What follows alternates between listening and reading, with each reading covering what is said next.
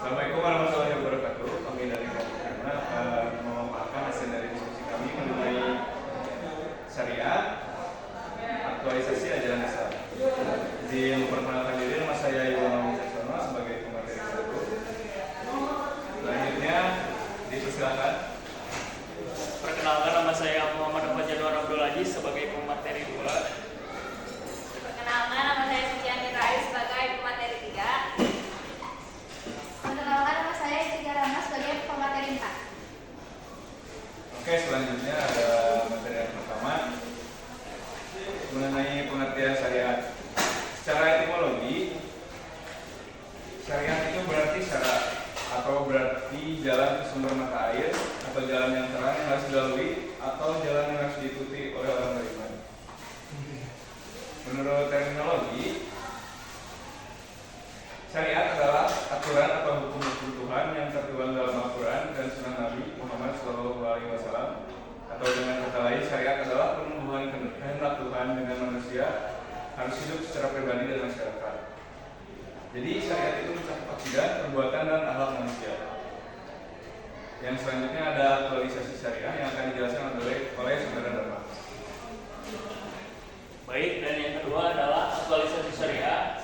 Secara umum, syariat mengarah kepada pemerintah, larangan, panduan, dan prinsip dari Tuhan untuk perilaku manusia di dunia dan keselamatan di akhirat. Berdasarkan pengertiannya, aktualisasi syariah diterapkan berdasarkan prinsip-prinsip atau nilai-nilai yang tertuang dalam sumbernya, contohnya dalam Al-Quran. Dan yang selanjutnya adalah contoh penerapan dari Al-Quran, yaitu menetapkan suatu cita kenegaraan, baldatun thayyibah, artinya suatu negara yang indah, suci, dan makmur.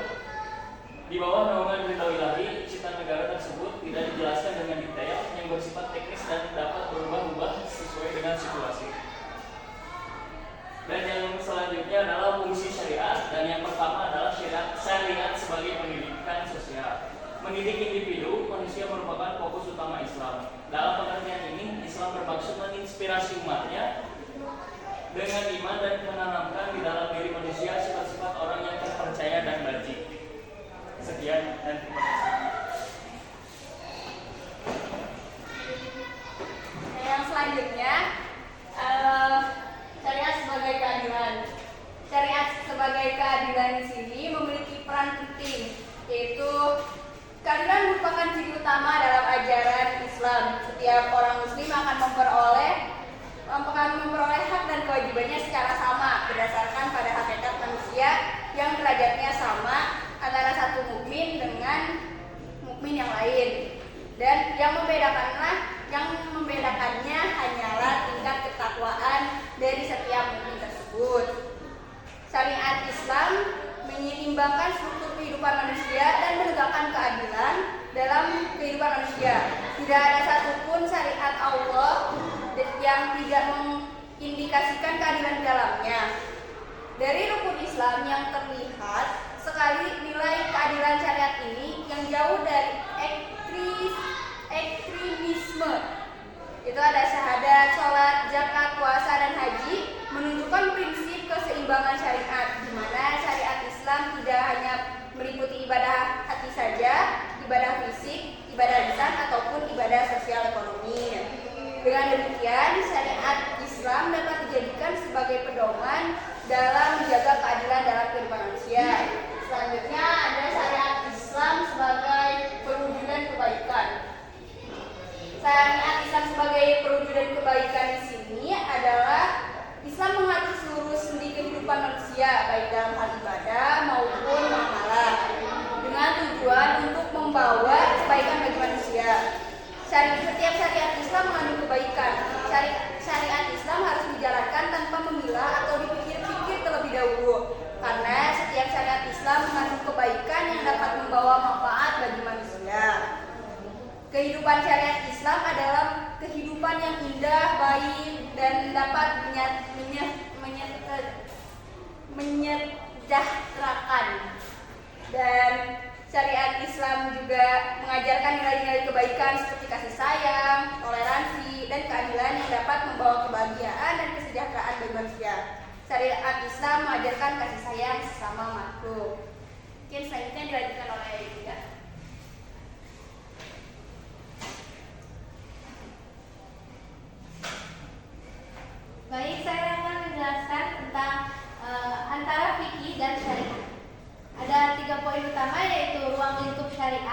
syariat bersifat universal dan fikih adalah definisi fikih. Yang pertama yaitu ruang lingkup syariat. Syariat mencakup masalah akidah, akhlak, ibadah, muamalah, dan segala hal yang terkait dengan ketentuan Allah Subhanahu wa taala kepada para hambanya. Yang kedua ada syariat bersifat universal, yaitu syariat adalah ketentuan Allah Subhanahu wa taala yang bersifat universal, bukan berlaku buat suatu tempat atau masa yang terbatas, tetapi menembus ruang dan waktu. Yang ketiga yaitu fikih adalah apa yang dipahami. Fikih itu adalah hasil dari sebuah ijtihad, telah lulus dari penyimpangan kaidah-kaidah dalam berijtihad atas suatu urusan atau perkara atau permasalahan. Ya, dibalikan lagi pada moderator.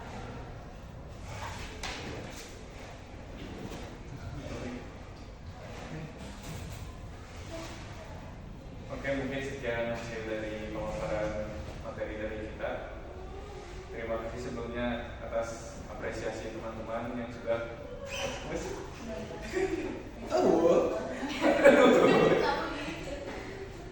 Bisa dipikatkan? Bisa dikat. Ya Allah, masa mau yuk. Sekian video presentasi dari yang kelima.